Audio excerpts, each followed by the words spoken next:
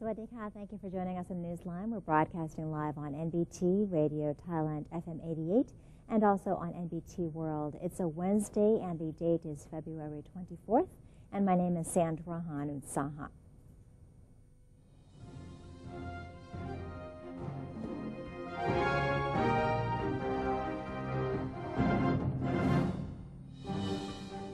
In today's segment of Thailand Moves Forward, our first story concerns the Cabinet approving the extension of work permits for foreign nationals to 2 years, while giving employers 4 months to bring their workers in to register for the document. Deputy Government Spokesperson Major General Wirachon Sukontepatipak revealed that the Cabinet has approved a proposal to extend the foreign work permit or the pink card from 1 year to 2 years. As a result, workers whose permits will expire on March 31st of 2016 will be allowed to stay in the kingdom for 2 more years, pending the nationality verification process. To apply for the new permit, employers will be required to take their foreign employees to report themselves at registration spots designated by the Department of Employment within 120 days from April 1st. The Cabinet also assigned the Department of Employment to adopt regulations in support of the permit extension within 120 days. The department must allow for several considerations, including the prevention of labor shortages, maintaining national security, the prevention of permanent residency, the assurance of workers' protection, and the establishment of an efficient management system. The Thai government has approved the budgeting for a program that includes projects to support farmers affected by the current drought. These projects must have detailed plans which clearly spell out the activity, location, and expected outcome for each project. The projects will focus on developing profession in the agricultural sectors based on drought mitigation and according to specific community needs. This is the second phase of a program that will end up funding almost 5,000 projects that require low water consumption for farmers across the country. In addition, the Cabinet has approved another budget for the Bank for Agriculture and Agricultural Cooperative to implement projects in rural community for farmers affected by the current drought situation. Some of the projects here include credit support scheme for emergency funding to farmers severely affected by drought conditions, measures to enhance accessibility to loan for restructuring production system, the One Tambon and One Agricultural SME credit scheme, and other production adjustment program for drought-stricken community. The Rural Irrigation Department is studying the diversion of water from the Loy estuary to areas in the northeast as part of its sustainable solutions to the region's water shortages. The department has arranged a seminar to brainstorm the design of a long water transmission tunnel in the Loy, Moon, and Chi water management project. The water tunnel is expected to foster water security during the dry season and prevent too much water from flowing into the Makong River. The tunnel will divert water from the Loy estuary, a tributary of the Makong, to agricultural areas in the northeast. Once the tunnel's construction is completed, 2 billion cubic meters of water will be diverted through the tunnel each year. The tunnel is expected to benefit more than 1.7 million households and increase the total irrigation area to 9.4 million rai during the dry season and more than 30 million rai during the rainy season. Director General of the Department of Industrial Works, Pasu Lohan Chun, has traveled to Nakhon Pathom Province to inspect a tire plant which is ready to increase their capacity to help tackle the problem of low rubber prices. The plant is operated by the Otani Group in Nakhon Chai Si District. The plant manufactures manufactures tires for trucks and passenger cars, and it is now ASEAN's biggest manufacturer of tires for agricultural vehicles. The company's two subsidiaries are the Otani Tire Company Limited and Otani Radio Company Limited, which manufacture tires for 16 leading automotive assembly factories in Thailand and other countries. The company used 22,000 tons of rubber to manufacture motor wheels in 2015. This year, it plans to use 36,000 tons and has set a goal of using more than 76,000 tons per year in the next 5 years. Mr. Pasu said the department has set up a team to advise 80 industrial plants which use rubber as a raw material in their production. 16 of the plants have begun operations. The 80 plants are expected to use a total of 870,000 tons of rubber this year. A consumer network has submitted a petition in support of legislation to establish an independent consumer protection body. President of the Confederation of Consumer Organizations, Bunyun Siritam, has presented a network of consumer groups in submitting a petition to Deputy Speaker of the National Reform Steering Assembly, or NRSA, Alongkorn Polabut, calling for the NRSA to expedite the passing of legislation that would establish an independent organization for consumer protection. The petition follows the Cabinet's rejection of the draft law after deciding it would overlap with the Office of the Consumer Protection Board. In the letter, the network asks that the NRSA include the legislation in its reform agendas. Mr. Alongkorn received the petition and assured that it would be handed to the head of the NRSA for deliberation.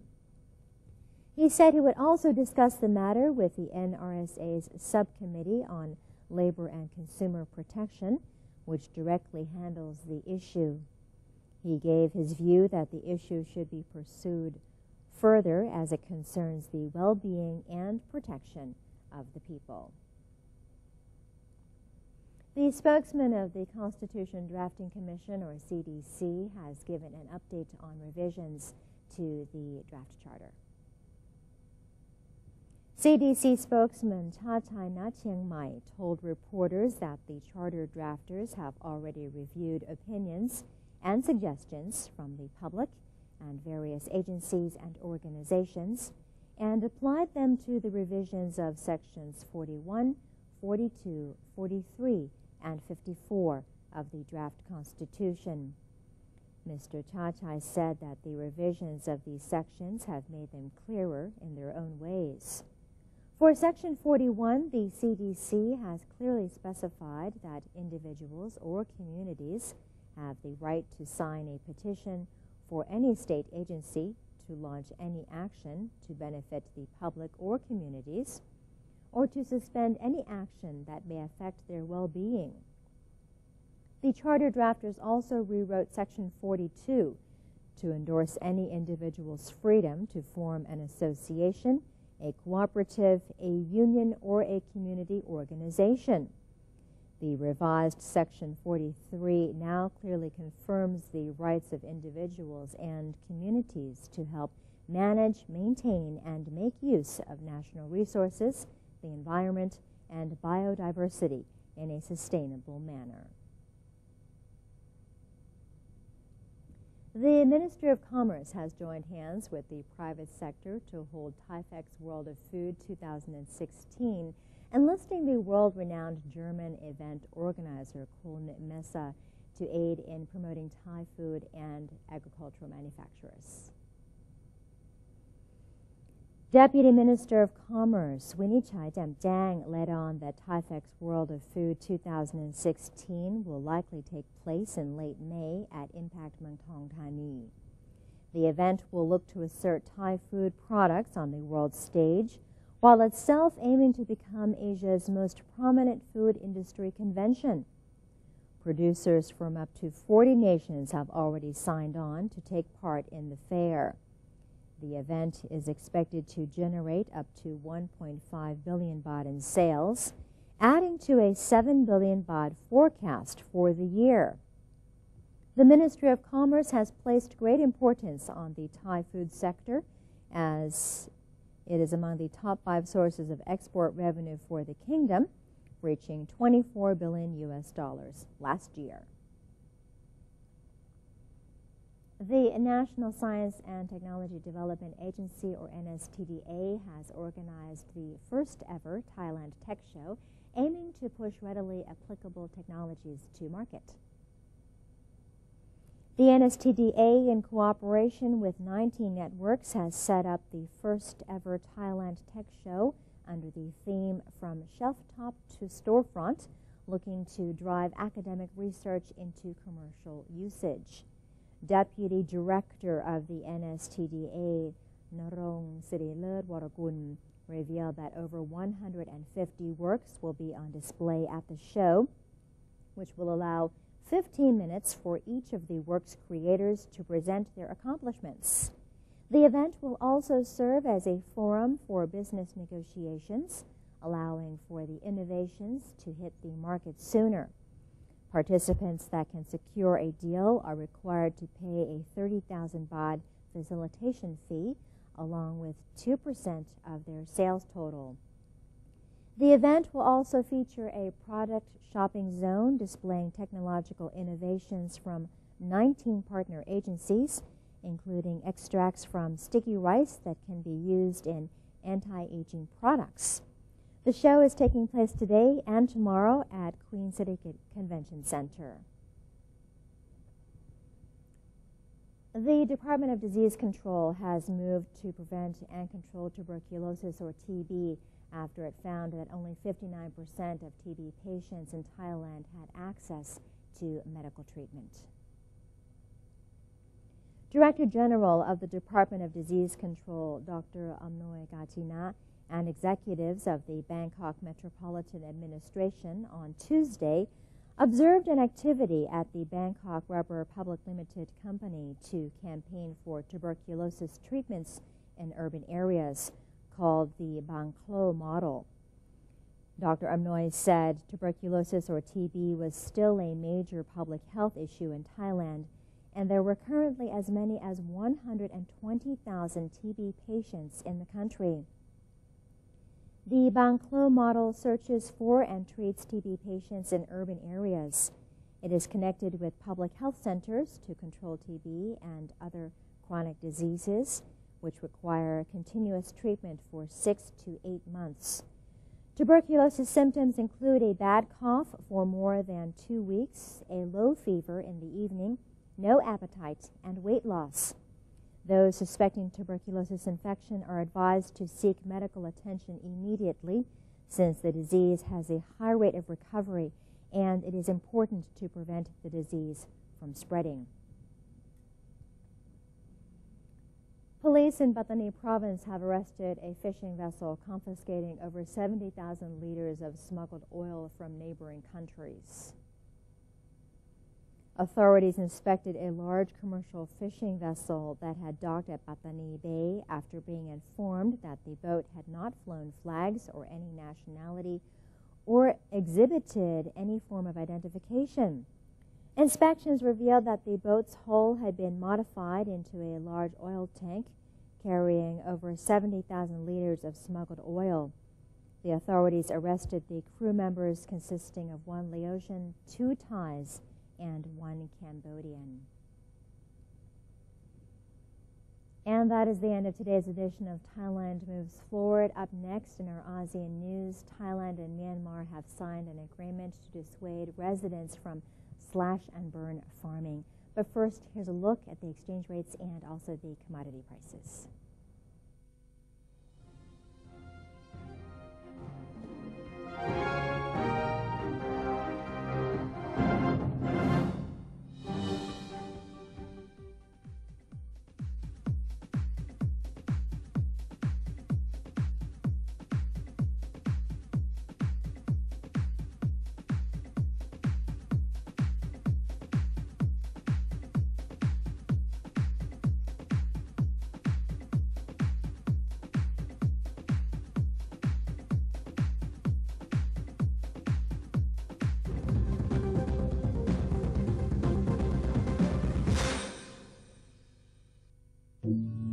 Office of the Auditor General of Thailand is proud to celebrate its 100th anniversary with two great events of honesty and integrity. The 50th meeting of the ASOSAI Governing Board, followed by an international symposium on national integrity system, will be held February 15 to the 19th, 2016 in Chiang Mai Province. The people of Chiang Mai and the Kingdom of Thailand extend their greatest wishes for a successful and fruitful week of exchange and collaboration. Pad Thai, created from Thai wisdom, used to be served on banana leaf, and the banana tree is used for practicing Muay Thai. Muay Thai was trained in the temples, which can be found on the mountains, in the caves, or on the water, everywhere, just like Pad Thai. There are thousands of other stories to discover. Discover your amazing stories in amazing Thailand.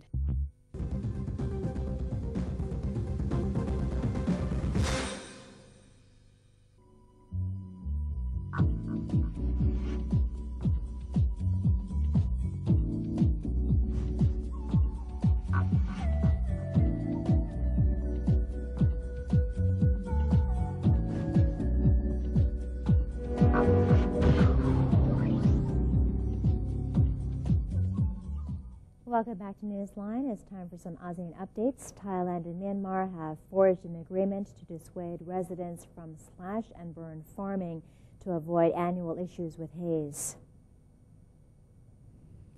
2nd Cavalry Regiment Commander Colonel Prapat Phopsuwan, as Thai chairman of the Thai-Myanmar Border Consortium, led the 85th meeting of the group in Thakilek of Myanmar alongside his Myanmar counterparts. The meeting discussed the issue of haze and arson in border areas and concluded with Myanmar resolving to hold a public relations campaign to stop residents of the border town from burning their crops. The 2nd Cavalry Regiment has assembled 20 forest fire and haze control units to respond to any reports of forest fires in the region to further suppress causes of haze, which greatly impact Thailand's north every year.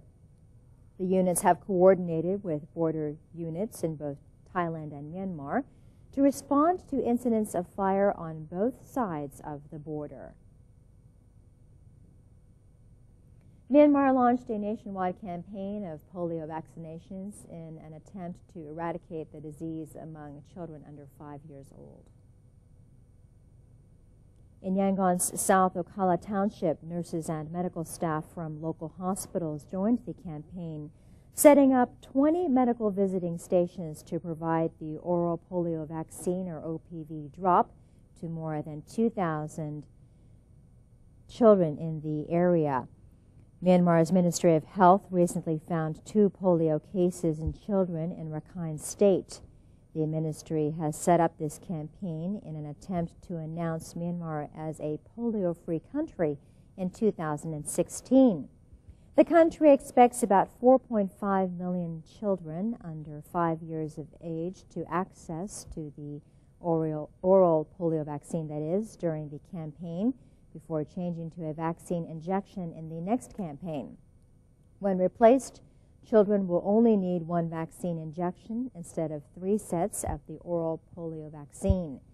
Myanmar was one of 10 Asian countries which had been declared polio-free in 2014 by the World Health Organization.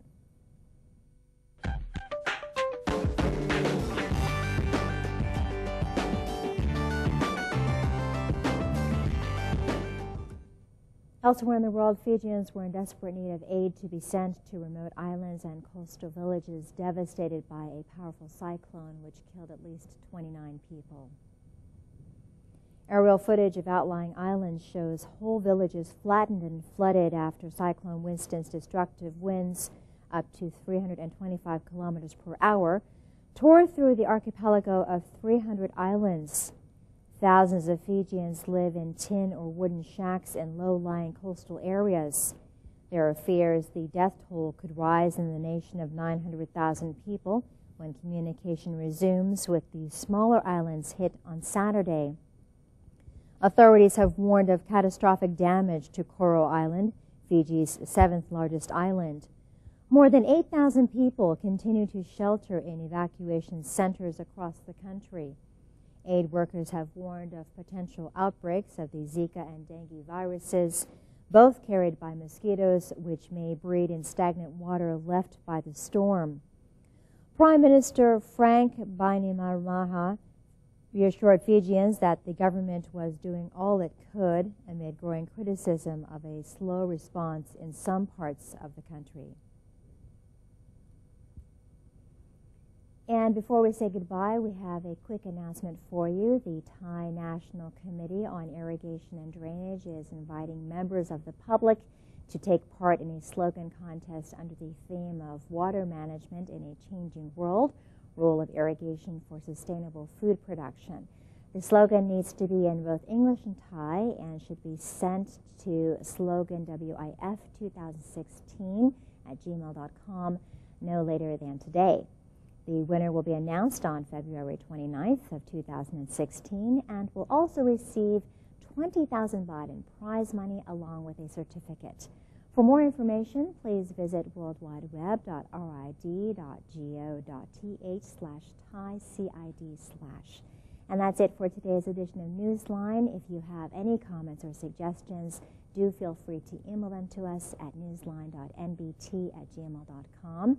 You can also follow us on Facebook by simply typing in NNT, and have a look at our website at thainews.prd.go.th/en. We say goodbye to you today with footage of Sri Lanka's annual Buddhist pageant. For Newsline, I'm Sandra Rohan in Saha. Have a great day. Sawadee ka.